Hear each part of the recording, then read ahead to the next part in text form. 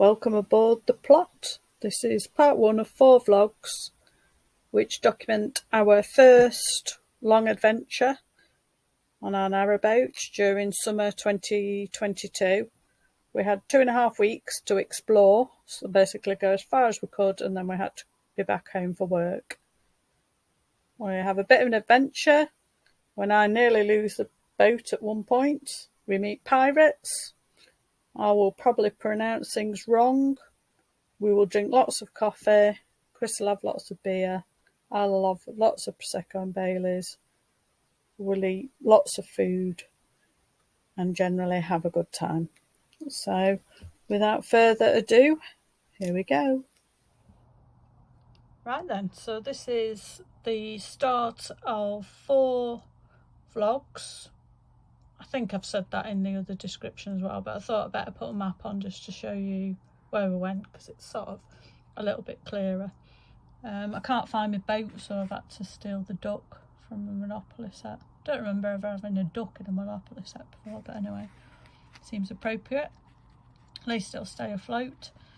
So, in this vlog, there is 4 days of our summer trip, and we obviously started Kings Marina, where we live, and went the usual route which you'll have seen us doing before. So Newark Town Lock. I'll just whiz through these because I've done these in another one. Don't know why I'm taking the duck all the way around, but Biscaton, Hazelford Lock, down the mighty River Trent to Gunthorpe Lock and Gunthorpe Marina. On the way a bit, one of these ones we meet pirates. True story. All the way around there, and I lose the boat at some point, but you know, let's gloss over that. So we moored the first night at Stoke Bardolph Lock, which was very nice, and then on to day 2 we go through Home Lock all the way up through Nottingham. I've not filmed or put loads of pictures of Nottingham because I've already showed quite a bit of that before.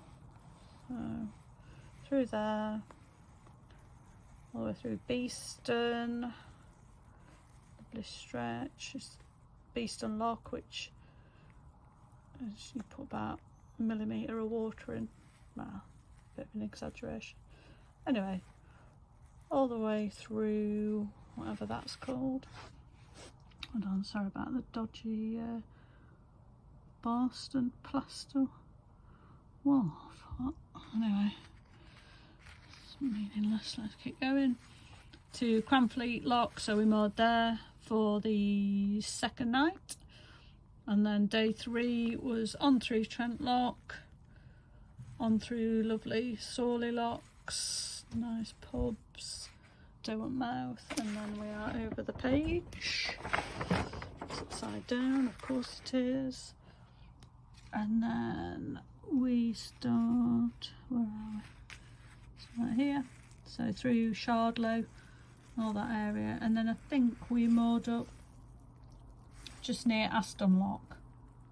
Or was it Weston Lock? I think it was Aston Lock. I really should do my homework, but you know, I never do that. That way, take everything I say as a pinch of salt. I am an author. That's what I do, make stuff up. So then all the way through Swarkestone. Where's Swarkestone? Oh, trying to find the place where we moored for day 4, and it was Swarkestone. So there you go. So that's the end of our first 4 days travelling. So we're going to go all the way up to Fradley, but that'll be probably in like video 3 or something like that. So quite a long way to go, but so far so good.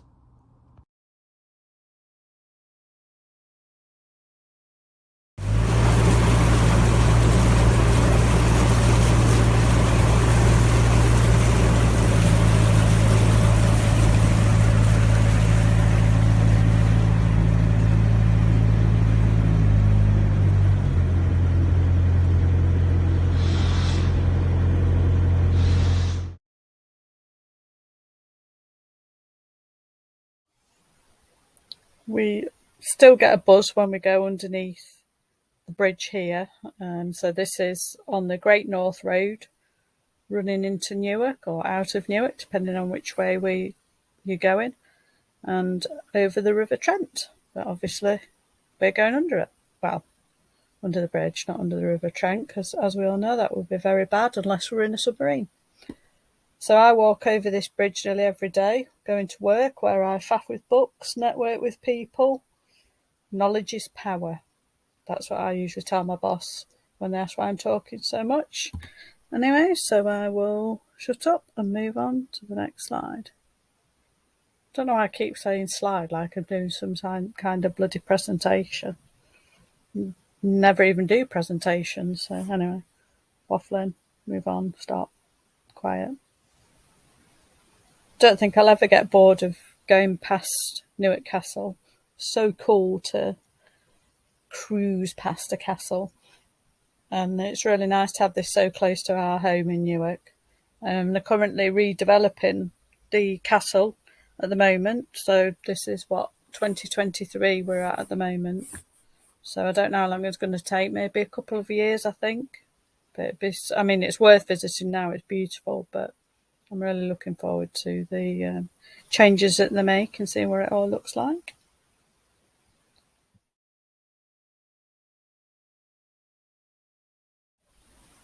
This is Hazelford Lock, where we normally moor up when we just go away for the weekend, which I mentioned before in our previous maiden voyage vlog, I think. But look how tiny the boat looks.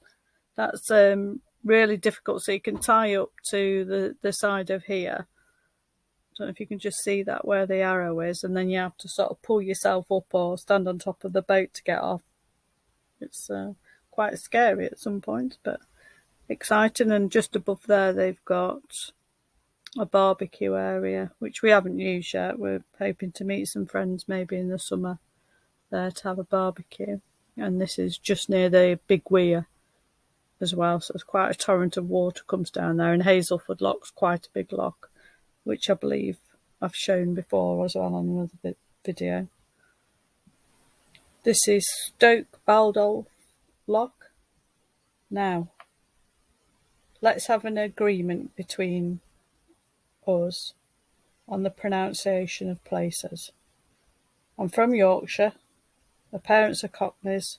My grandparents are Irish. I'll pronounce the places the way I pronounce them.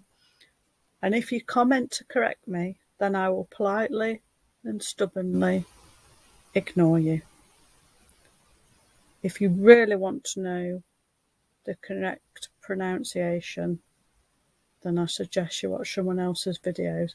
And let's face it, how do you know it's really pronounced that way? Were you there when they built it? If you were, then, you can probably make a comment. I'll let you off on that one. Anyway, we arrived here expecting there to be a locky on, but there wasn't, so I had to operate it myself, which was slightly scary, but also very easy. I mean, it's a huge lock. You'll be able to see in the next picture how tiny the boat looks in it. But I handled it like a pro, and it certainly helped that no one was watching when I was doing it, because you're never guaranteed. Is that the right word? Never more likely to mess it up than when someone's watching you. Right, shut up now. Jump off my soapbox.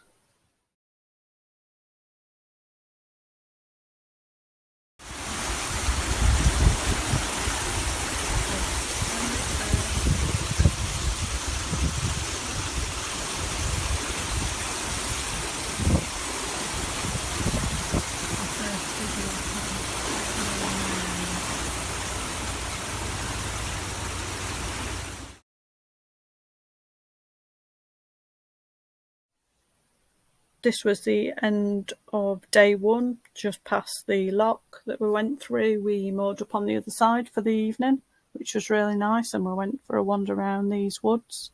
It was quite a peaceful night, watching all the local wildlife, etc. And that's it for the first day. All went well.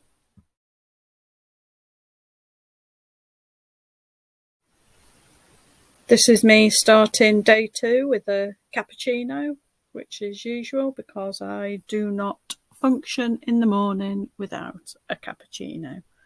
And while I was sat on the bow of the boat, I decided to tidy up all my ropes, and then someone walked past and complimented me on them. So I was feeling very much the professional boaty person as we started day 2.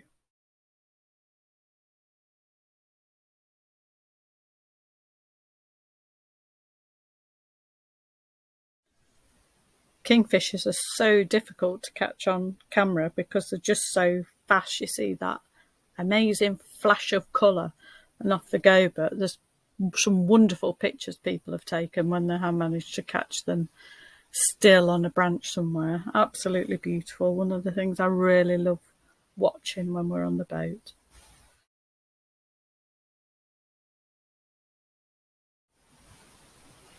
This was really funny. So as we were cruising along, I was sort of peering down the canal trying to work out what was in front of us, because, you know, I'm getting older, my eyesight isn't as good as it used to be.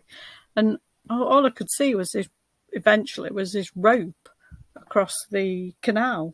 And I thought, what the heck's going off there? I mean, what we're going to do, stop, pull in? You know, it's not that easy always to manoeuvre a narrowboat, or, you know, even though we're going not very fast, it's still difficult to slow down, more up, etc., especially when you're reasonably new to boating. And it's not often you come across a rope across your path. But it turned out, obviously, this boat that they're pulling didn't have power, so they were pulling it across with ropes and that little rowing boat. But anyway, managed to get past and we weren't boarded, so that was good. I'm sure this was not far past the incident with the pirate. We came across these sailing boats, and I believe it's correct that boats that are not powered have right of way over the ones who are.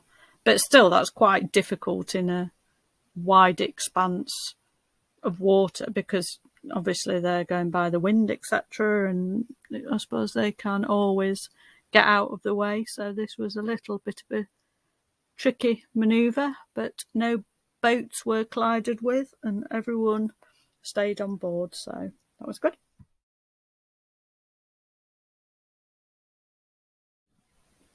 This is a beautiful start to day 3. Now we're very naughtily moored on the, I think it's called the landing lock, before the lock, so I suppose it would be landing lock, last night, because A, we didn't know we weren't allowed to do that, and B, it was sort of getting late towards the afternoon and we didn't want to go through Cranfleet Lock, so we decided to moor up here, and it was very nice, even if it was illegal. But don't tell anyone, we're rookies, still learning.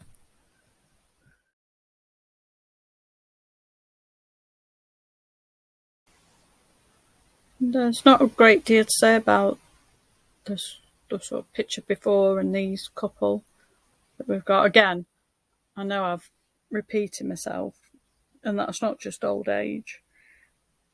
That's because we filmed these and took photos only for ourselves, not to put on YouTube. So hopefully when we go cruising at Easter this year, that's the plan, we should be able to film some proper footage.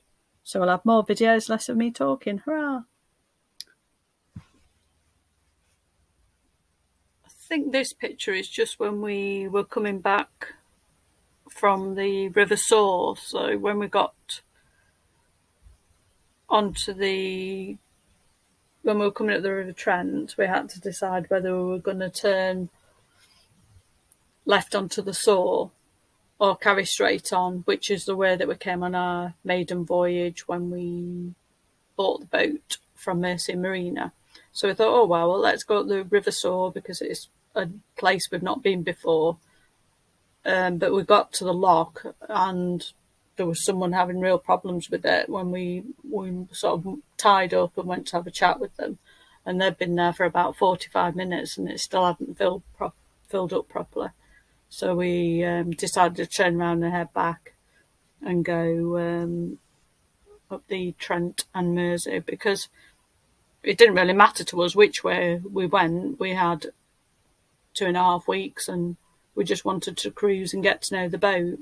And a few people did the same as us. As we were cruising back, we told a few other boaters that there was a problem, so a few of them turned around as well. So then we carried on for a while through Sawley Lock, which had volunteers on. I believe they were just volunteers. I'm not really sure how you tell whether people are paid to do the locks or whether they're all just volunteers, but they were really fabulous doing the locks. It was quite windy as we were going up this area, and a few sort of tight turns through Sawley. But we eventually carried on and settled down for the night. And other than various boat alarms going off, it was another good day of boating done.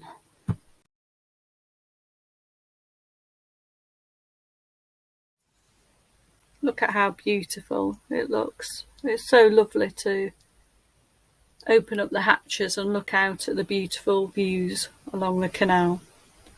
Our first lock of the day was Aston Lock, which was a little bit of a dodgy one. Some of these are really, really fast flowing when you let the water out. I mean, obviously we're getting to know how to do that a little bit better as we get a little bit more experience, but I wasn't feeling that well today, and so Chris decided to take over filling the lock, and I was holding on to the boat and I just didn't have any strength, and the power of the water coming out of the lock just pulled the boat away from me, and I just couldn't pull it back in. Luckily there was a passerby and they came running down to help, and then Chris spotted I was having trouble, so that was very good that we managed to pull it back in, and no harm done.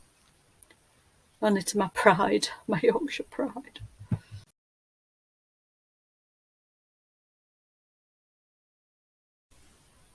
We moored up for a little bit just after the lock, just so I can have a little power nap to try and recover. As I said, I wasn't feeling that great, but then we went out again about 5ish and had a nice cruise to Swarkestone Lock, and they were really nice lock. All the paddles were easy. It took a while to fill up because they're quite big locks, quite deep.